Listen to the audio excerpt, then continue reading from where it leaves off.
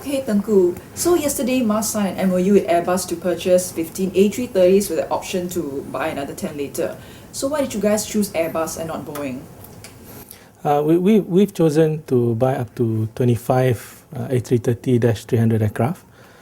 For this particular decision, it's a little bit different from how we normally approach decisions. For example, when we were looking at the 737-400 replacement, we issued requests for proposals to both Boeing and Airbus, and there was a full and normal competition between them, and in the end we decided to go for Boeing with their 737-800 aircraft. In this case, we are buying the new A330s. These are what Airbus calls the enhanced A330s. We already operate the A330s today in our fleet. So that is an aircraft that we're familiar with. And in the long term, we are looking at either the 787 or the 350, although we haven't really looked at the timing on that.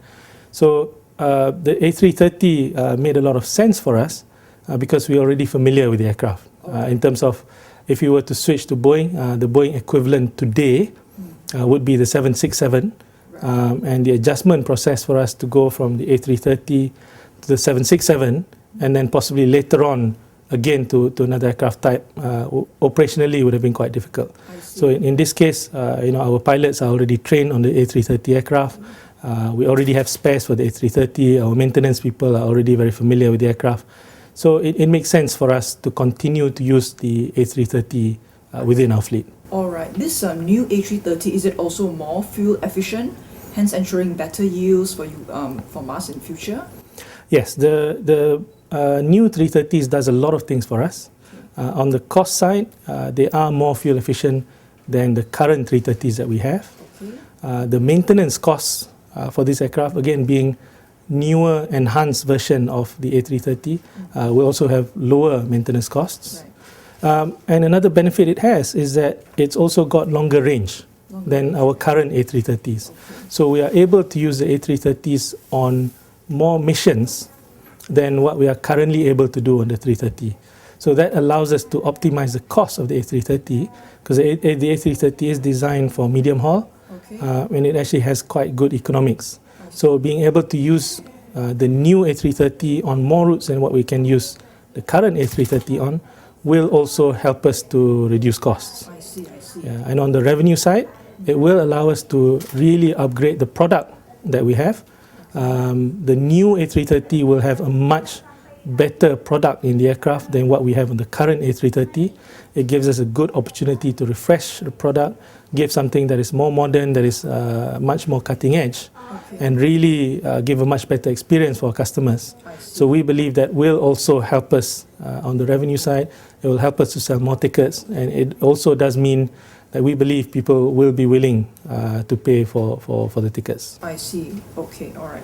So it is now Mars' strategy to no longer lease 100% of your planes. Can you tell us your strategy of your aircraft mix? Is going to be some leasing, some full acquisitions? What is it going to be like? Yeah, after we did the WOW exercise in 2002, we basically moved to 100% operating lease fleet. Right. And that was the right thing for that time. Yes. However, we have been saying over the last few years that although operating leasing gives us a lot of flexibility, which is good, unless you intend to get out of the airline business completely, you don't really need flexibility for the entire fleet. Because when you do operating leasing, you have the flexibility of returning the aircraft if you don't need it. Of course, aircraft lessors take that risk and they do charge you a premium for that risk. So you are paying a premium for the flexibility, but we felt that it doesn't make sense to have flexibility for the entire fleet and pay the premium for the entire fleet. Even in the worst times, there will always be a core part of your fleet that you will continue to fly.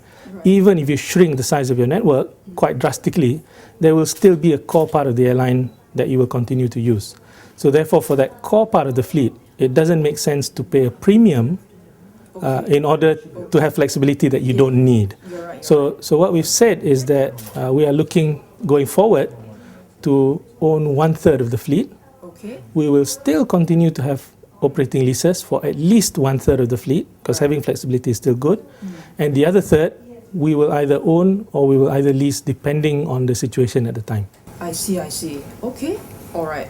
At the same time, you also you are bundling two B747s and two B777s. Can you tell us how much you expect to save from this exercise? Yeah, all the four aircraft, the two 777s and the two 747 freighters, are operating today in our fleet. Yes. The two 777s that we are bundling in are the two newest 777s that we have on our fleet. Okay. And the two 747 freighters are also the two key freighters that we have that Mascargo is currently using. Right, right. So for us, these are aircraft that we believe will remain in our fleet for some time, Okay. and therefore are part of the core fleet. Okay. So again, as I said earlier, it doesn't make sense for us to pay a premium for the flexibility for part of the fleet that we believe will be with us for a long time. So that was one of the reasons why we've decided to bundle it in.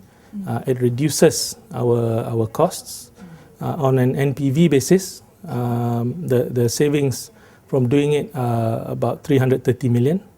This 330 million is throughout the 12-year leasing period? Yes, throughout the leasing period. I see.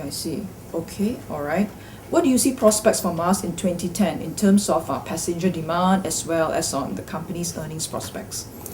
Yeah, 2009 has been a tough year. Yeah. And I don't think anyone will be sad to leave 2009.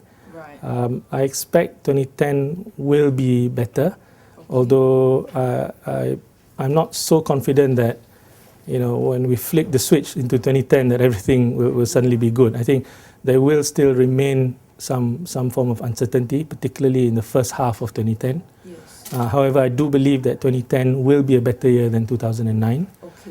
Whether it will be as good as 2008 or 2007 is quite debatable. Yes, but do you think the heavy discountings of 2009 will continue? I hope not. I hope not. I think what we've seen in the last few months is that seat factors have been very high. Yes. Not just for us, but for the industry as a whole. Okay. And that, I believe, will reduce the need for airlines to discount in order to fill up the seats. I see. Because what we saw is in the first half of 2009, seat factors were actually very low for the whole industry. So airlines have had to discount in order to attract customers. If anything, we've been too successful, and the main complaint we have is that people can't get seats. So as a result, there's really less requirement for people to discount.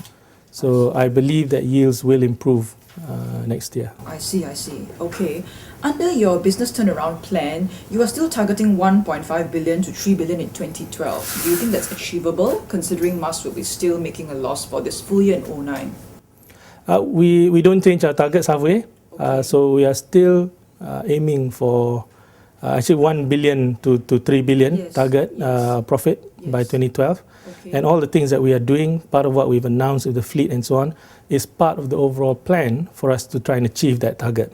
I see. Of course, it's quite difficult to get those numbers in this economic environment. Right. But this is a plan. This is not a 1 year, 2 year plan. This is a plan up to 2012. Yes. 2009 has been a tough year. We've had operating losses for the first 3 quarters of the year. Obviously, the fourth quarter we haven't finished, and we will not announce until February.